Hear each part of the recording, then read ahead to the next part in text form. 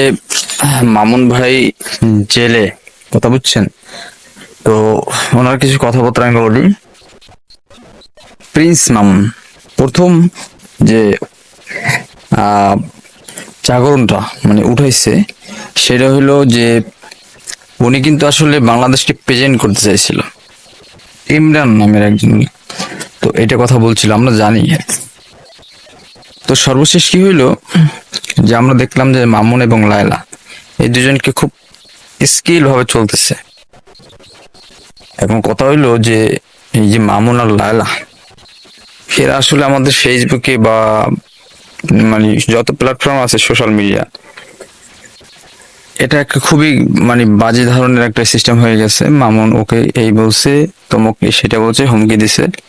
এর জন্য আমরা অনেক ঝামেলার মধ্যে আছি। দেখা যাইতেছে যে ফেসবুকে স্ক্রল করতে করতে সামনে চলে আসছে, আবার অন্য অন্য স্ক্রল করতে করতে টিকটক স্ক্রল করতে সামনে চলে আসছে, ইউটিউব স্ক্রল করতে করতে সামনে চলে আসছে।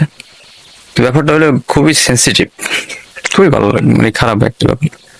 তো আসলে মামলা মোকদ্দমা থাকতে পারে, হাইড যে জিনিসটা করবে। এবং সাংবাদিকরা যে মানে আমি বুঝি না, সাংবাদিকের রুচি সমত আমি বুঝি না। সাংবাদিকরা আসলে নানান জায়গায় ইন্টারভিউ নিতে চায়, টিকটকারদের নিয়ে আর কি আপনার উপস্থাপনা করতে চায়।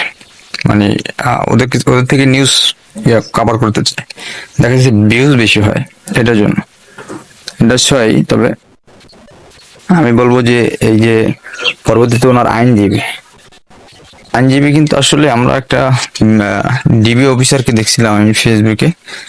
তো ডিবি অফিসার অনেক কথা বলে, আমি শুনি মাঝে মধ্যে, যে ওনার যে বিধি আচরণ, মানুষের সাথে কিভাবে কথা বলতে হয় এবং ঝামেলা পড়লে কিভাবে উদ্ধার উদ্ধার মানে আপনি উদ্ধার হবেন, সে বিষয়ে কথাবার্তাও হয়।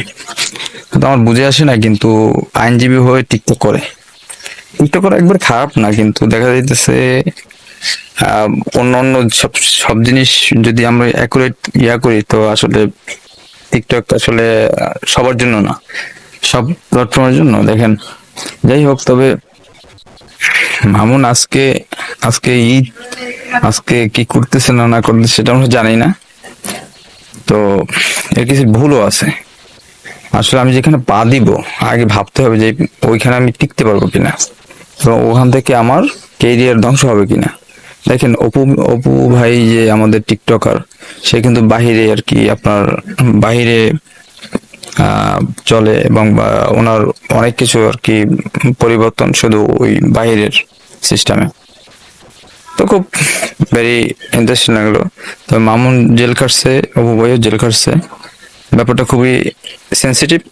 আর হলো কি, কন্টেন্ট কন্টেন্ট তৈরি করতে গেলে আসলে যে এই নিউজ কভার গুলো যে করে, আসলে আমার খুব খারাপ লাগে যে ভালো ভালো নিউজ কভার যেরকম চাকরি দিচ্ছে না, তারপর চাকরি নেয় প্রতারণা, তারপরে মানুষকে হয়রানি, চাঁদাবাজি, লুটপাট, এই সমস্ত নিয়ে, তারপরে মানুষের সাথে সংঘর্ষ, তারপরে কিশোর গ্যাং, এই সমস্ত জায়গায় ফোকাস নেওয়া উচিত সাংবাদিকদের। সাংবাদিক ফোকাস দেয় আসলে ওই যারা ভাইরাল পারসন এদেরকে। তো কিছু বলার নেই আসলে। তো লালা আপুকে বলতে চাই এবং মামুন ভাইকে বলতে চাই যে আপনারা মীমাংসিত হন। কারণ একটা জিনিস নিয়ে আপনি যদি বেশি একটু ঘেরাঘেরি করেন, তাহলে দেখা যাইতেছে আমাদের একটু সমস্যা হয়। ফেসবুক খুলতে পারেনি, ইউটিউব খুলতে পারেনি, টিকটক খুলতে পারেনি, এই ঝামেলা আছে। সবাই অতিষ্ঠ হয়ে গেছে। ধন্যবাদ সবাইকে।